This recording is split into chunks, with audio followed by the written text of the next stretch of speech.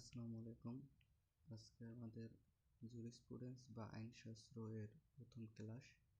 আজকে আমরা দেখব যে জুরিসপ্রুডেন্স মানে আসলে কি, তারপরে জুরিসপ্রুডেন্সের সংজ্ঞা আসলে কি, জুরিসপ্রুডেন্স পড়ার গুরুত্বটা আসলে কি, তারপর সর্বশেষ আমরা জুরিসপ্রুডেন্সের কয়েকটা বিখ্যাত মতবাদ নিয়ে আলোচনা করব।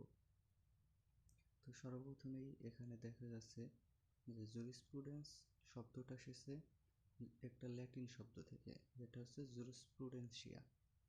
এখানে জুরিস অর্থ আইন এবং প্রুডেন্সিয়া অর্থ জ্ঞান। এর মানে বোঝা যায় যে আইনের জ্ঞান বা আইনের দক্ষতা বা আইন সম্পর্কে যেখানে আলোচনা করে সেটাই হচ্ছে জুরিসপ্রুডেন্স বা আইন বিজ্ঞান। এখানে জুরিসপ্রুডেন্সের কয়েকটা সংজ্ঞা দেওয়া আছে। আসলে জুরিসপ্রুডেন্সের কোনো নির্দিষ্ট বা সর্বজন সম্মত কোনো সংজ্ঞা আসলে নেই। এখানে জুরিসপ্রুডেন্স বলতে আসলে বোঝায় যে আইনটা কিভাবে তৈরি হয়, তারপরে আইনটার আসলে উৎপত্তিটা কোন জায়গা থেকে, আইন কী জন্য গুরুত্বপূর্ণ এবং আইন কিভাবে কাজ করে, এইগুলো নিয়ে আলোচনা করা। তো এখানে আমরা কয়েকটা সংজ্ঞা দেখতে পাচ্ছি, তার মধ্যে বিখ্যাত আইনবিদ আছে উইল পল। তিনি বলেছেন যে আইনশাস্ত্র হলো মানুষ, বস্তু এবং ঐশ্বরিক জ্ঞান, ন্যায় ও অন্যায়ের বিজ্ঞান। এছাড়া আইনশাস্ত্রের জনক জন অস্টিন, তার মতে আইনশাস্ত্র হলো সকল ইতিবাচক আইনের দর্শন। অধ্যাপক স্যালমন্ডের মতে আইনশাস্ত্র হলো নাগরিক আইনের প্রথম শ্রেণীর বিজ্ঞান। তো আমরা দেখতে পাচ্ছি যে বিভিন্ন আইনবিদ আইনকে বিভিন্ন ভাষায় ব্যাখ্যা করেছেন, তাই আইনশাস্ত্রের আসলে নির্দিষ্ট কোনো সংজ্ঞা নেই। এরপর দেখা যাচ্ছে যে আমরা আসলে আইনশাস্ত্র কেন পড়ব। আইনশাস্ত্র সম্পর্কে বলতে গিয়ে আইনবিদ প্যাটন বলেছেন, আইনশাস্ত্র হলো অধ্যয়নের একটি বিশেষ পদ্ধতি, একটি দেশের নয় বরং আইন বিষয়ে সাধারণ ধারণা, এটি আইন সম্পর্কীয় শিক্ষা। তো আইন সম্পর্কে জানতে গেলে আইনের পদ্ধতি এবং এর কার্যপদ্ধতি সম্পর্কে জানতে হলে আইনশাস্ত্র জানতে হবে। আইনশাস্ত্র অধ্যয়ন ছাড়া শিক্ষার্থীদের শিক্ষাই পরিপূর্ণ হয় না। এবং এখানে কয়েকটি গুরুত্ব দেওয়া আছে। আইনশাস্ত্র হলো আইনের ব্যাকরণ।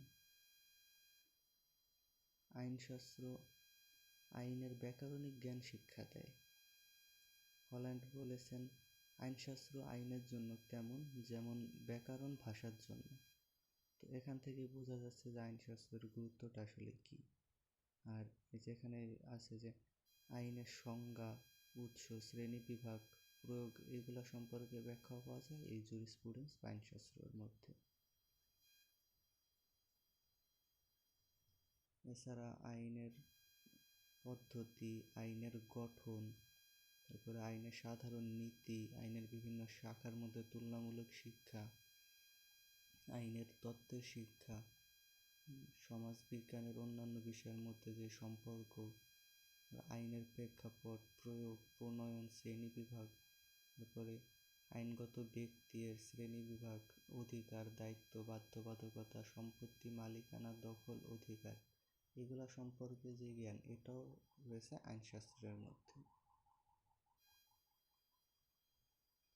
এরপর দেখা যাচ্ছে যে আইনশাস্ত্রের কয়েকটি মতবাদ।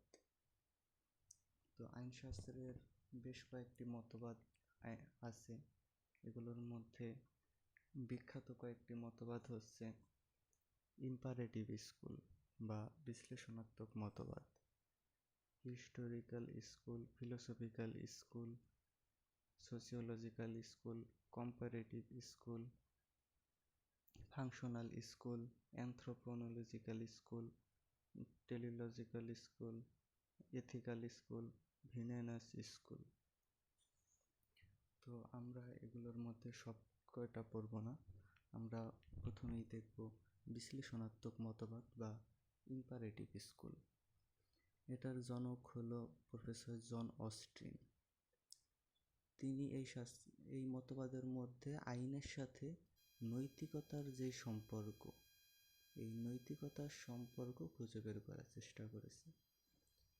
এই মতবাদ অনুযায়ী আইন হলো নৈতিকতার দাবি। এই মতবাদের প্রধান বৈশিষ্ট্য, আইন হলো শাসকের আদেশ। আইন শাসকের আদেশ। এই অনুযায়ী আইন সকলের জন্য বাধ্যতামূলক এবং আইনের চোখে সকলের সমান, সবাই আইনের সমান সুরক্ষা পাওয়ার অধিকারী। এরপর দেখা যায় ঐতিহাসিক মতবাদ। এই মতবাদের প্রতিষ্ঠা হলেন প্রফেসর স্যাভিগনি। এই মতবাদ আইনের সাথে ইতিহাসের যে সম্পর্ক, এই ইতিহাসের সম্পর্ক খুঁজে বের করে। এই মতবাদ অনুযায়ী আইন হলো ঐতিহাসিক যে রীতি, সমাজের ঐতিহাসিক রীতির একটি ফলাফল। আইন একটি সমাজের ঐতিহ্য ও সাংস্কৃতিক অভিজ্ঞতার প্রতিফলন। এছাড়া আইনের উৎপত্তি, উন্নয়ন এগুলা ঐতিহাসিক প্রেক্ষাপটে নিয়ে আলোচনা করে এই মতবাদ। এই মতবাদের দৃষ্টিকোণ অনুযায়ী আইন প্রতিদিনের যে ইতিহাসের চাহিদা, এই চাহিদার অনুযায়ী বিকশিত হয় বা পরিবর্তন হয়। এরপরে আছে ফিলোসফিক্যাল স্কুল বা দার্শনিক মতবাদ। এই মতবাদ অনুযায়ী আইন হলো এই যে আমাদের ধর্ম এবং প্রকৃতি, এইটার দাবির ফল। এই মতবাদের প্রধান উদ্দেশ্য বা লক্ষ্য হলো আইনের সাথে এই প্রকৃতি বা ধর্মের মিল খুঁজে বের করার চেষ্টা করা। এরপরে আছে সমাজতান্ত্রিক মতবাদ বা সোশিওলজিক্যাল স্কুল। এই মতবাদের প্রতিষ্ঠাতা হলেন professor Salmond, professor Dias, professor Dean Roscoe Pound. এই তিনজন একত্রে সমাজতান্ত্রিক মতবাদের প্রতিষ্ঠাতা। এই মতবাদ সমাজবিজ্ঞান ও আইনের মধ্যকার সম্পর্ক খুঁজে বের করার চেষ্টা করে। এটি হলো যে আইন সমাজের চাহিদার ফলস্বরূপ। আইন সেটাই যেটা সমাজ সময়ের সাথে দাবি করে। এই মতবাদের প্রধান বৈশিষ্ট্যের মধ্যে রয়েছে এটি সমাজের চাহিদা খুঁজে বের করার চেষ্টা করে এবং সে অনুযায়ী আইন উন্নয়ন করে। ডিন ডেস্কো-পাউন্ড তিনি বলেছেন, আইনশাস্ত্র হলো সমাজ প্রকৌশলের বিজ্ঞান। এটা আমরা আইনশাস্ত্রের এই সংজ্ঞার মধ্যে আমরা পড়েছি ডেফিনেশনে। এরপরে আছে তুলনামূলক মতবাদ। প্রফেসর অ্যালেন, প্রফেসর জেরেমি ও প্রফেসর গ্যাটারিস এই তিনজন তুলনামূলক মতবাদের প্রতিষ্ঠাতা। এটি আইন এবং তুলনামূলক অধ্যয়নের মধ্যে সম্পর্ক নির্ধারণের চেষ্টা করে। এটি আইনের বিভিন্ন সিস্টেম, অধ্যয়নের ফল এইগুলা নিয়ে গড়ে উঠেছে। এছাড়া ঐতিহাসিক অধ্যয়নের মধ্যে এটা তুলনাও করে। এটার প্রধান বৈশিষ্ট্য হলো আইনটির প্রকৃতি, অবস্থা ও অবস্থান খুঁজে বের করার চেষ্টা করে। এরপর আছে নৃতাত্ত্বিক মতবাদ বা অ্যানথ্রোপোলজিক্যাল স্কুল। এর প্রতিষ্ঠাতা স্যার হেনরি মেইন। এটা মানুষের যে প্রাচীন আচার আচরণ, এটার সাথে সম্পর্ক খুঁজে বের করার চেষ্টা করে। এরপরে নৈতিক মতবাদ। আইন যে মানুষের নৈতিকতার সাথে যে সম্পর্ক, এইটার সাথে যে সম্পর্ক আইনের, এইটাই খুঁজে বের করার চেষ্টা করে এই মতবাদ। আর এটার প্রধান বৈশিষ্ট্য হলো মানব নৈতিকতা এবং আচরণের চাহিদা অনুযায়ী আইনকে উন্নত করা। মানুষের যে নৈতিকতা, সেই অনুযায়ী সমাজের যে আইনগুলো আছে সেগুলোকে সংশোধন বা পরিমার্জন করা। আমাদের আজকের ক্লাসে এই পর্যন্তই।